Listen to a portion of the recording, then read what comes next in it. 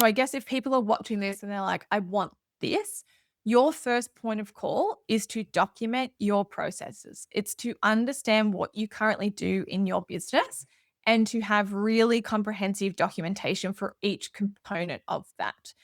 Because unlike hiring humans, so, the one thing that I will say that humans have that AI doesn't have, right? Or, I mean, there's several things, but one of the important things if you're thinking about hiring AI staff, when we hire a human, we might hire someone with like 10 years of marketing experience that has also worked in my case, like startups that are fast paced, that also has inherent knowledge of AI, and that I can kind of describe to them what they want, but they're using all of that context to be kind of good at it without necessarily lots of nuanced instructions.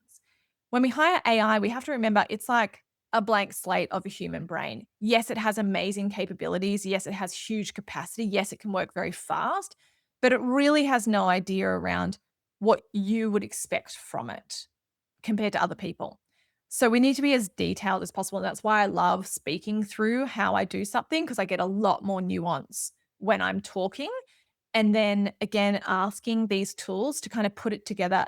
I like using a product requirement description. So asking these tools to create a PRD because PRDs will have specs in there that is more nuanced than a standard operating procedure because it's trying to write a document as if you're creating a system to do it. So it's automatically going to think through in a bit more detail. But yeah, I have these huge documents that I'm just repurposing to say, what are the key skills in here? And I'm leveraging AI to help me identify those. All right, now let's map out any of those skills. Ask me follow up questions to fill in any of the blanks so that you can exactly replicate this how I want it. Then you need to test it. You need to ask it to do the thing, look at the quality of the output, see how it approaches it. Then that's your signal to take it to something like Claude Code and say, hey, I'm wanting a system that does XYZ. I'm going to give you a whole bunch of skills files. I'm going to give you access to where I've saved all these skills files on my computer.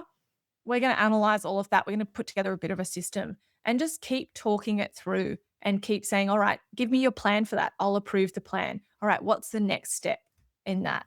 And then you just keep on building on top of that. So start small, but all of this is totally possible. But just start with one task that's repetitive that you feel like you can explain really well.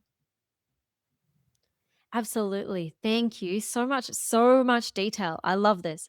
So, if we take it back to the content creators who are the main audience here, if they were thinking, all right, I need to build something that's going to make my content like you have, would they be starting with like a skills document that talks about them, a separate one that talks about their ideal client, a separate one that talks about how you like Facebook posts, a separate one that talks about how you like LinkedIn, or how would they kind of structure that sort of thing?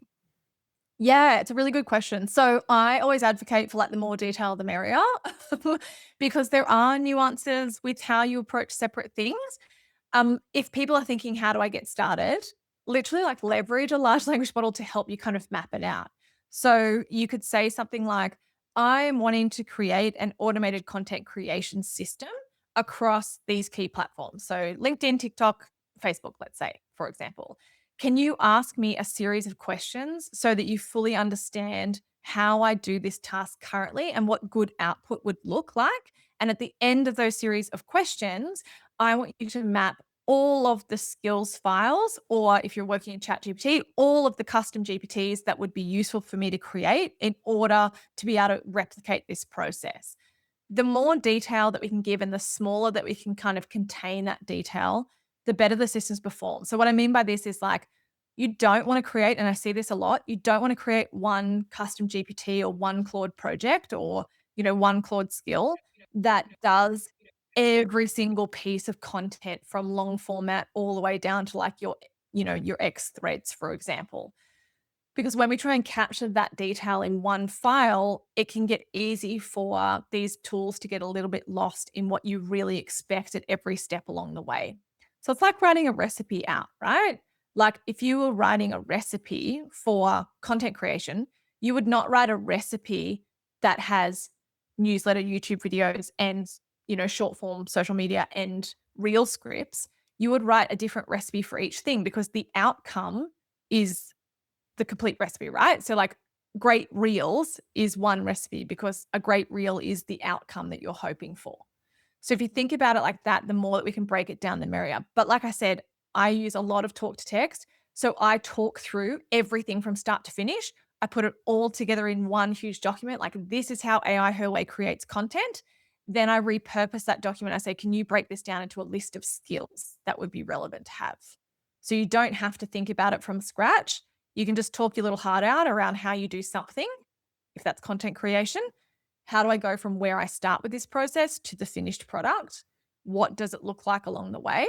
And then leveraging these tools to help you break that down into those more nuanced files that these tools need in order to execute to a really high standard. If you want to watch the entire episode, click here. And if you want to watch more episodes like this, click here.